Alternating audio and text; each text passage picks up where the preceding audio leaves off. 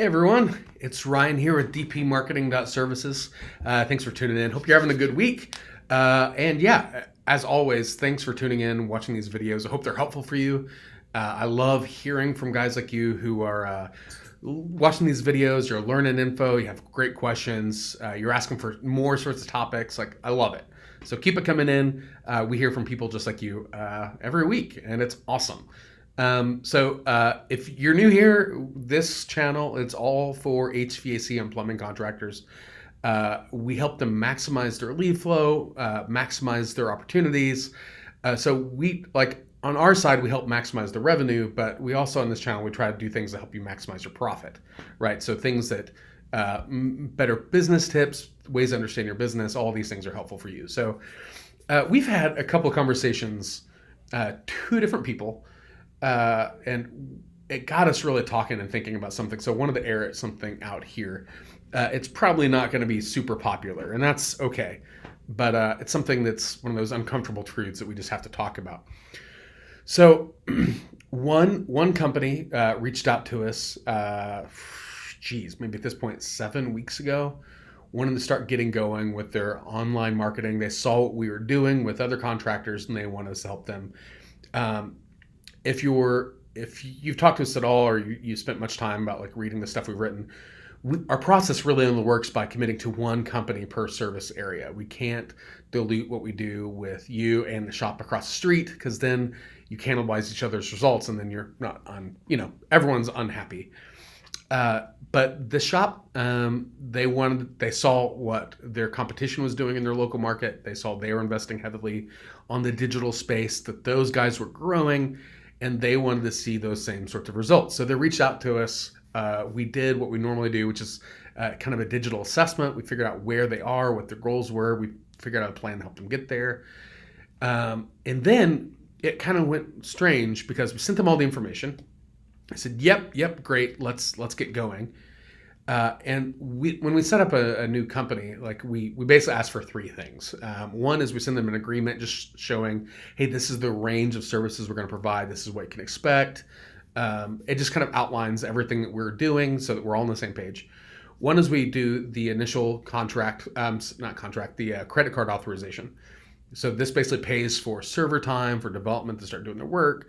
And then the last thing is we send a lot of information about the business. It's really critical for us that in the first week, we get all the information from the business, everything from hours, location, the specific services you do. We get access to the Google My Business. So those three things, right? We get the initial agreement. We just get it signed, initial whatever, just acknowledging that we're on the same page. The initial credit card saying, hey, let's get going. And then here's everything about my business that we can leverage. What ends up happening, though, in this case, to this day, so 6-7 weeks ago, we sent them this information. Yep, we like it. Let's get going. 6-7 weeks ago, the only thing we've gotten back out so far is all the company information. They've shared with us access to the Google My Business. They've told us all the services they provide, their service area. We have all their tax information, but we have not got the initial invoice, and we have not got the initial agreement. Now, that might not sound like a big deal to you. We've actually reached out to them a couple times. Hey, are you guys still wanting to go through? Because we're kind of in hold until we get those other two pieces of information. And they're like, yep, we're on board. I'll take care of it tonight. And then nothing will happen. So here's on our end, it makes us feel like, well, if you're doing this to us and we're trying to help you, what are you going to do to your customer, right? If your customer is reaching out to you saying, hey, I've got a water heater that's exploded all over my house. I really need someone out today.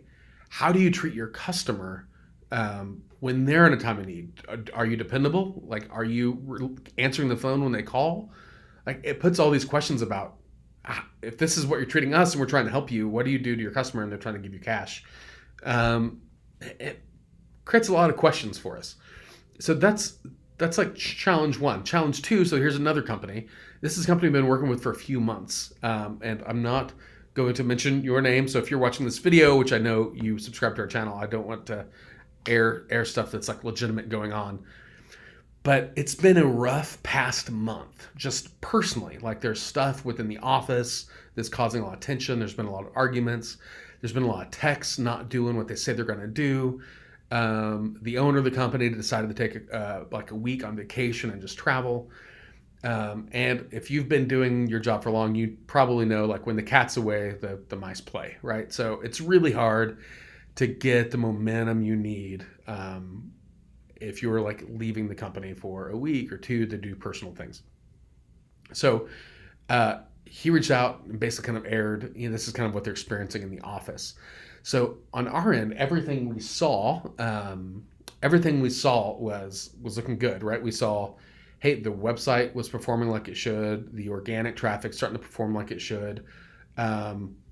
Any sort of thing that we're saying, hey, the calls are coming in, but it looks like some of them might not being answered. It looks like some of them might not being sold correctly. Some of the techs are putting really poor numbers on the board. And so it still puts us in the same spot of, all right, so we're doing what we can to drive leads for you, right? We're driving to your website. We're getting the phone to ring. We can show all that. But then there's a breakdown somewhere else. There's a breakdown either in the office or in the training. There's a breakdown in how the guys are actually trying to motivate and do more sales.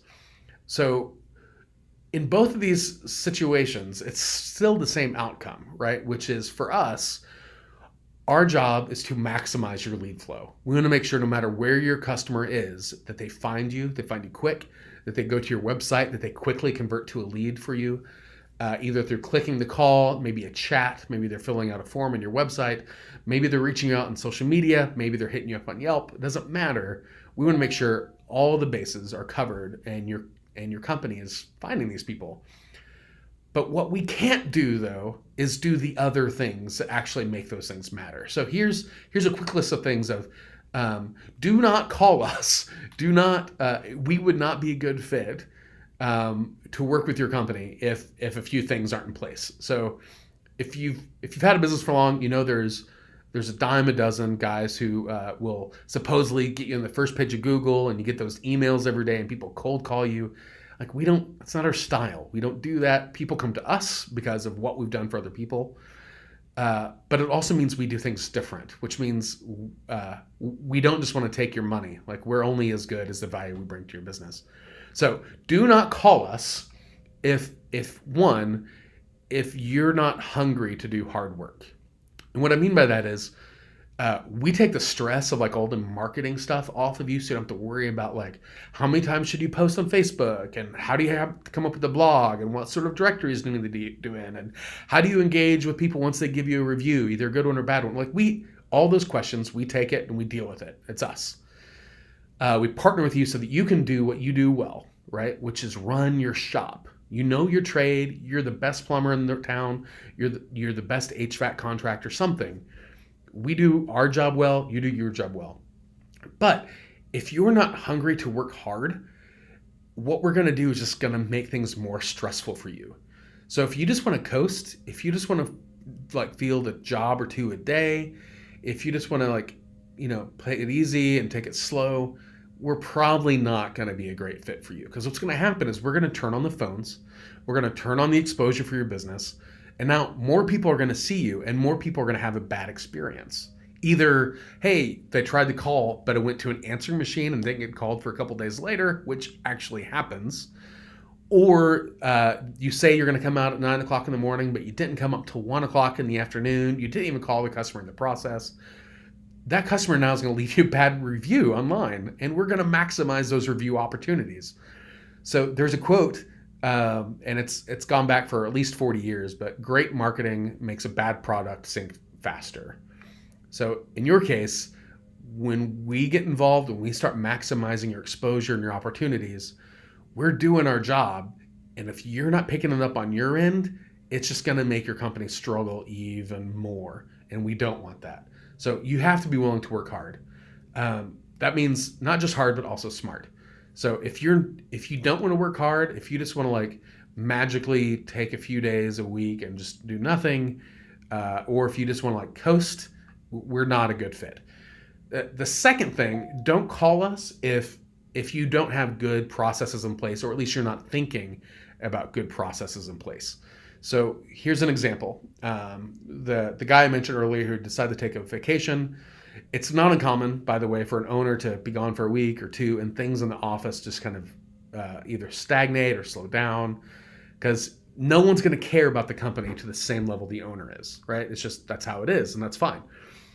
However, you have to have processes in place. Who's going to answer the phone? Who's going to field the calls? How are you going to make sure that we're maximizing those opportunities? So if someone's going out for an $89 service call, how are you making sure that you're getting the right opportunity to close those deals? That you're going to sell them a bigger service, sell them something else. How are you touching those people? Who's responsible? How are you holding them accountable? How are you making sure that they're hitting their goals each day, each week, as either a truck or as a team? How are you doing that? How are you holding them accountable? If you don't have a process in your business to do those things, your business will always struggle. It will always be like you can't take a day off and still have a profitable day. And so we don't want that to happen for you at all. So you have to be hungry to work. You have to be able to have the systems and processes in place. We can talk you through it. We can help you think about different things to consider.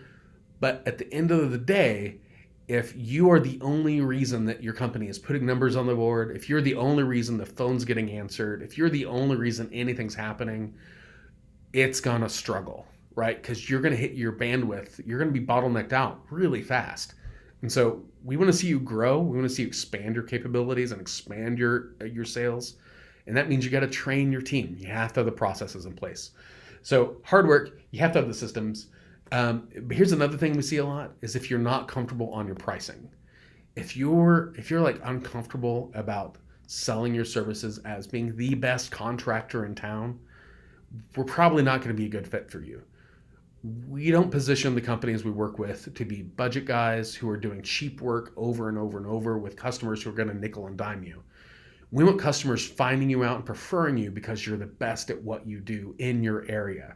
You're the best plumber in Denver. You're the best HVAC contractor in Indy.